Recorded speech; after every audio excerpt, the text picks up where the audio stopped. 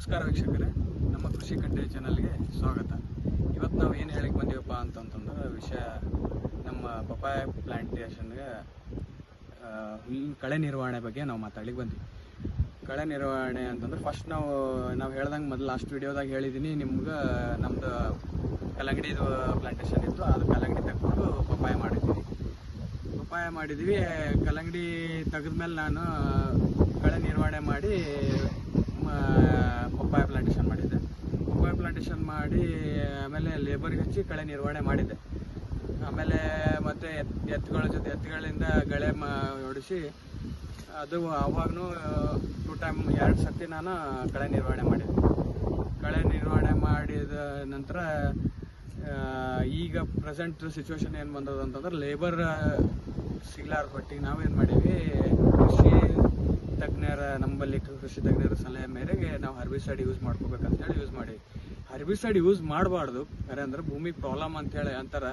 But labour ಸಿಗ್ಲಾರ ಪಟ್ಟಿಗೆ labour cost ಸಲುವಾಗಿ ನಮ್ಗೆ ಲೇಬರ್ ಸಿಗ್ಲಾರ ತೊಂದರೆ ಸಲುವಾಗಿ ನಾವು ಹರ್ಬಿಸೈಡ್ ಯೂಸ್ ಮಾಡ್ಲಿಕ್ಕೆ. ಹರ್ಬಿಸೈಡ್ ಜಾಸ್ತಿ ಯೂಸ್ ಮಾಡೋದ್ರಲ್ಲಿಂದ ಭೂಮಿ ಫಲವತ್ತತೆ ಕಡಿಮೆ ಆಗ್ತದೆ. ಆಮೇಲೆ ಇದು ಈಗಿನ ಎಲ್ಲರೂ ಅದಕ್ಕೇನೋ ಜಾಸ್ತಿ ತಿಪ್ಪಿ ಗೊಬ್ಬರ ಅದು ಏನೂ ಹಾಕಂಗಿಲ್ಲ. ಜಾಸ್ತಿ ಜನ ಭಾಳ ಹರ್ಬಿಸೈಡ್ ಯೂಸ್ ಮಾಡ್ಲಿಕ್ಕತ್ತಾರೆ. ಬಟ್ ಹರ್ಬಿಸೈಡ್ ಯೂಸ್ ಮಾಡಬಾರ್ದು. ಕಾರಣಾಂತರದಲ್ಲಿ ಅದು ಏನು ಕೃಷಿ ಸಲಹೆಗಾರರ ಮೇರೆಗೆ ನಾವು ಎಷ್ಟು ಪ್ರಮಾಣ ಹೊಡಿಬೇಕು, ಎಷ್ಟು ಮಾಡಿ ನೀವು ತಿಳ್ಕೊಂಡು ಮಾಡಿ ನೀವು ಹರ್ಬಿಸೈಡ್ ಯೂಸ್ ಮಾಡ್ಬೋದು. ನಾವು ಇವತ್ತು ಯಾವ್ದು ಹರ್ಬಿಸೈಡ್ ಯೂಸ್ ಮಾಡೀವಿ ಅಂತ ಹೇಳಿ ನಾನು ನಿಮಗೆ ಹೇಳ್ಕೊಡ್ತೇನೆ.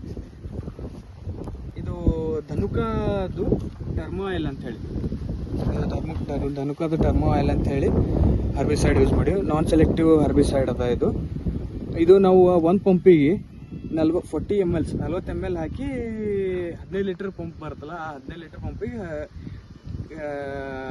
ನಾವು ಯೂಸ್ ಮಾಡೀವಿ 40 ml ಹಾಕಿ. ಆಮೇಲೆ ಗಿಡಕ್ಕೆ ಹತ್ತಬಾರ್ದು ಅಂತ ಹೇಳಿ ಏನು ಮಾಡೀವಿ ನಾವು, ಎದುರು ಒಂದು ಕವರ್ ಇದು ಮಾಡೀವಿ. ಕವರ್ಲಿಂದ ಮೇಲೆ ಗಿಡಕ್ಕೆ ಸ್ಪ್ರೇ ಆಗಬಾರ್ದು. ಅಂದ್ರೆ ಹರ್ಬಿಸೈಡ್ ಇದು ಗಿಡಕ್ಕೆ ಹಾನಿ ಆಗತ್ತೆ ಅಂತ ಹೇಳಿ ಒಂದೊಂದು ಇದಕ್ಕೆ ಇದು ಆಗ್ತದೆ. ಬಟ್ ನಮ್ಮದು ಪಪ್ಪಾಯಿಗೆ ಸ್ವಲ್ಪ ನಾಜೂಕ್ ಬೆಳೆ ಆಗಿದ ಕಾರಣ ನಾವು ಅದಕ್ಕೆ ಮುಂದೆ ಕವರ್ ಹಾಕಿ ನಾವು ಮಾಡಿದ್ವಿ, ಸ್ಪ್ರೇ ಮಾಡಿದ್ವಿ.